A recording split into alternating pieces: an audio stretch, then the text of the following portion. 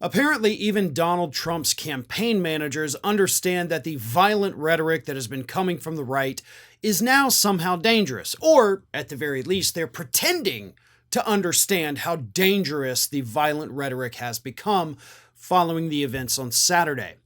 So, shortly after that shooting happened at the Trump rally, Donald Trump's two campaign managers, LaCivita and Susie Wiles, put out an internal memo to the staff, letting them know that y'all gotta tone it down. Here is just a snippet of what they said in that memo that, of course, was then leaked to the press. We urge you to recognize the political polarization in this heated election. If something looks or feels off, please flag it immediately for leadership or an on-site security team. Please do not comment publicly on the occurrence of today. We condemn all forms of violence and will not tolerate dangerous rhetoric on social media. In moments of tragedy and horror, we must be resolute in our mission to re-elect President Trump. It's our fervent hope that this horrendous act will bring our team and indeed the nation together in unity, and we must renew our commitment to safety and peace for our country. Now, apparently nobody else in conservative world got this memo, and I will talk about that in segments going up a little bit later today. But I don't buy it, right? Like, tone down the violent rhetoric. There is no place for that. Sure. You could have said that, however, at any point. But up to this point, you assumed, I'm guessing, that the violent rhetoric worked in your favor. But now that you know that, yes, there are sometimes consequences for your actions, now suddenly you're acting like, oh no, this is a big problem for us. Now, here's the other part of this. I don't know if this is a genuine call to, hey, please, you gotta tone it down, or is this a cover your ass moment? Because to me, it seems more like a cover your ass moment, right? A CYA. Because now the campaign says, listen, hey, we put out the message. We told people to tone it down. We said there is no place for it.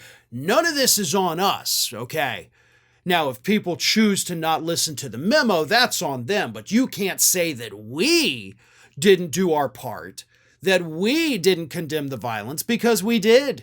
So, now you can't point a finger back at us. That's what this memo reads like to me. These individuals at the Trump campaign, including Trump himself, have had years to turn things around, to not be giant a-holes to everyone in this country, to not use horrible terms to describe your enemies that would incite people to violence. And that's always a double-edged sword, right? The more you demonize one group, yes, it increases the threat to that group, but it also increases the threat that maybe somebody from that group gets sick and tired of it and they go and do something horrific.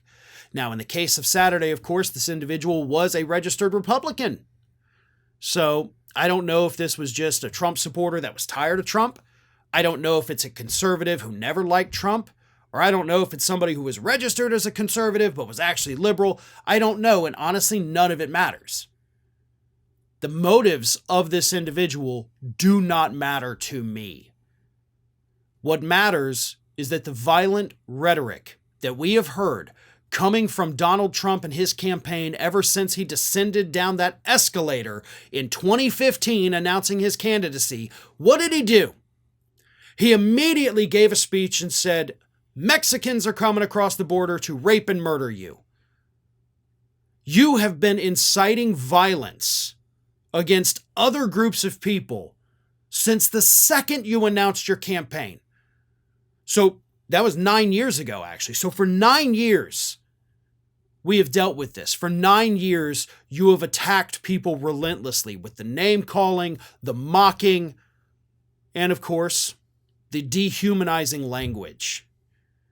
So if you want anybody to take anything from this memo, you need to hand it to your boss, because it all flows from him, and it has for 9 straight years. Hi everyone, this here is little Athena, and Athena would like to know why you haven't subscribed to Fair and Balanced yet, so please don't let Athena down. Subscribe today.